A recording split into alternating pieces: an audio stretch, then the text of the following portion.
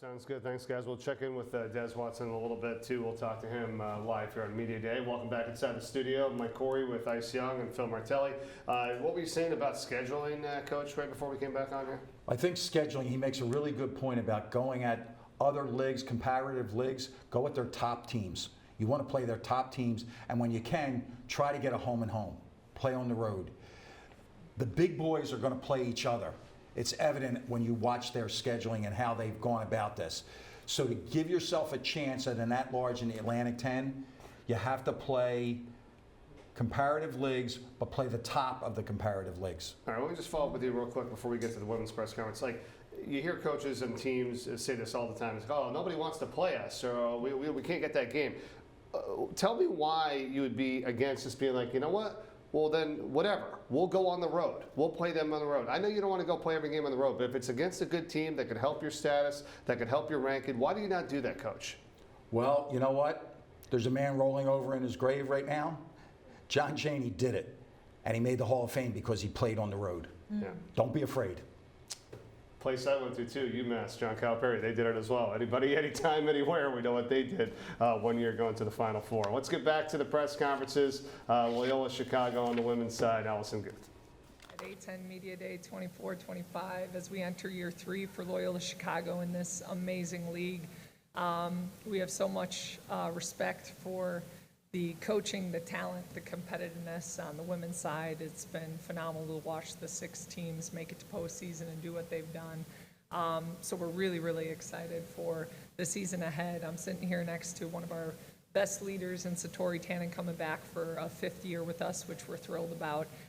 We've got 10 new players on our roster, 6 first years and 4 transfers. And so what's been fun for us is the last few months getting to figure out our identity and play to our strengths. I think we got a lot of talent. We've really addressed our competitiveness, our toughness, and our grit, and we're excited for going us against them, against somebody else. We play a scrimmage this weekend against Wisconsin, so we'll finally be going against someone else. So we're thrilled. Thank you, Coach. Now open questions from the media.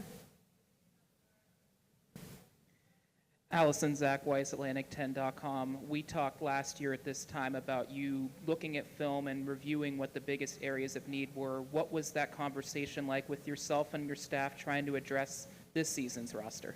Zach, thanks for all you do covering A10 women's hoops, and thank you for the question.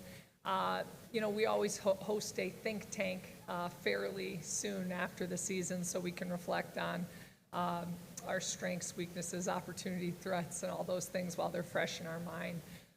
For us, we really look at the league and there's success in the league, which is obviously sharing the ball a lot, scoring it beyond the arc and consistently at the rim, being able to defend with integrity and rebound. And we had areas that we could improve in all areas across the board in those. We think we really hit home with the transfers that we got coming into the program and the way that we share it, the way that we score it, and the way that we rebound it.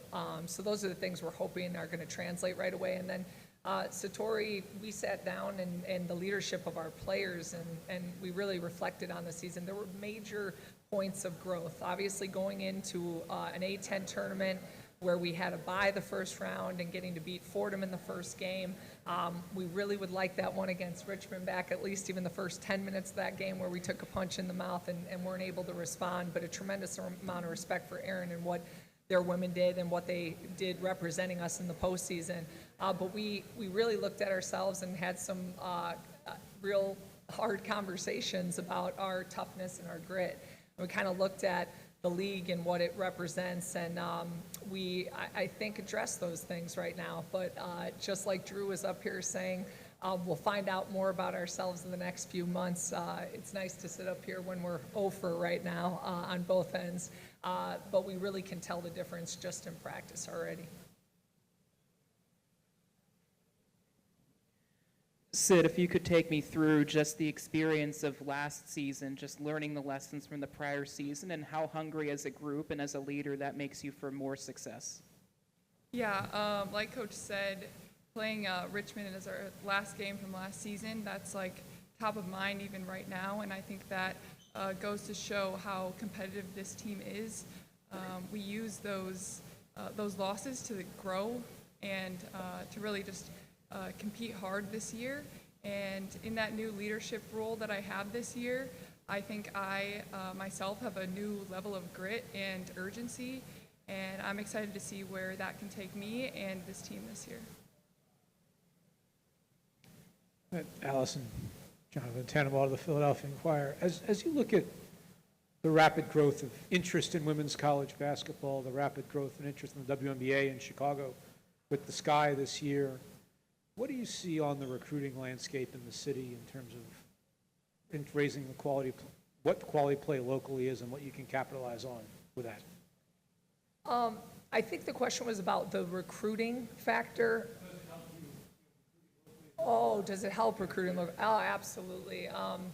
We're so thrilled. I'm going into my 20th year of coaching D1 women's hoops, and from my playing days as well, to see the transformation, particularly in the W, has been phenomenal. And obviously, we took Sit in our team. We played in front of a sellout crowd at Iowa last year against Caitlin Clark and that crew. And it's phenomenal for the game, how it impacts us on a recruiting level.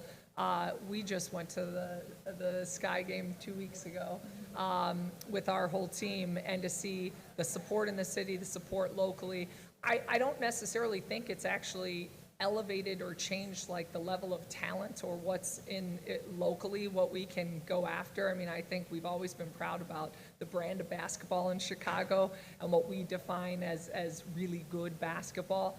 That piece is, I think, the city of Chicago itself, the university itself, what we can offer in terms of an intellectual opportunity, a competitive opportunity, and who our women are going to grow up to be is what sells. And I think that obviously it being a pro town and what Candace did, bringing a national championship to a world championship, I should say, to the Sky was incredible.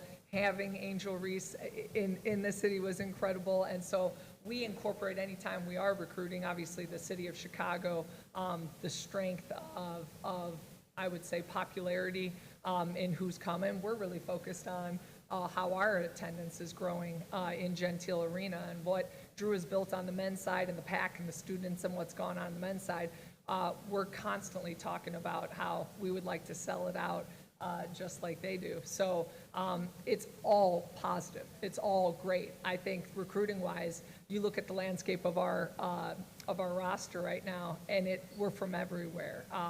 We're from Paris, France. We're from Canada. We're from Australia. We're from Iceland. And right now, that is simply just a fact of, as we build this program, if Chicago's finest aren't going to stay home and go elsewhere, then we're going to go elsewhere to get the finest.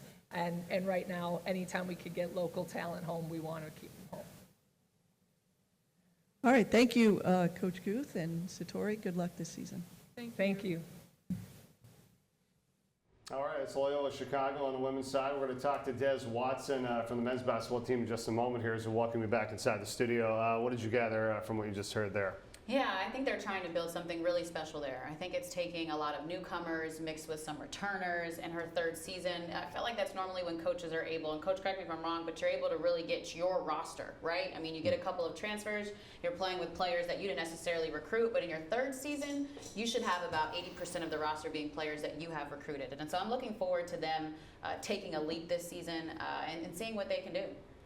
I hear a lot about when they say players and the transfers, all this experience, right? I had this conversation with Mark Schmidt last year, Coach. I know you can appreciate this, where it's like, oh, you guys had like one of the most experienced teams in the nation. It's like, yeah, not here though. You know what I mean? Yeah, you've played, but not here. I'm not saying it's the same as a freshman who really doesn't have any college experience, but can you tell me your thoughts of like a newcomer, whether he is a freshman or whether he is a transfer, and if there's a big difference on trying to mesh with a team that you don't know about? Well, there is a difference, but you know what? It's time for everybody to give a standing ovation to the NCAA, because when they allowed the coaches to start working with their players, say June 1, you can now get a better feel. Before, you were waiting till October the 15th and you're going, well, yeah, he looks pretty good in pickup, and those that snuck a peek in, I never, right? But you always got a report back from the manager or the players. So fitting guys in now is a little bit more comfortable. What I don't think that every transfer can get is, what does it really mean? What does it mean to be a Bonnie? What does it mean to play at Loyola Chicago? That has to be a learned behavior, has to come from your leaders going forward. Yeah.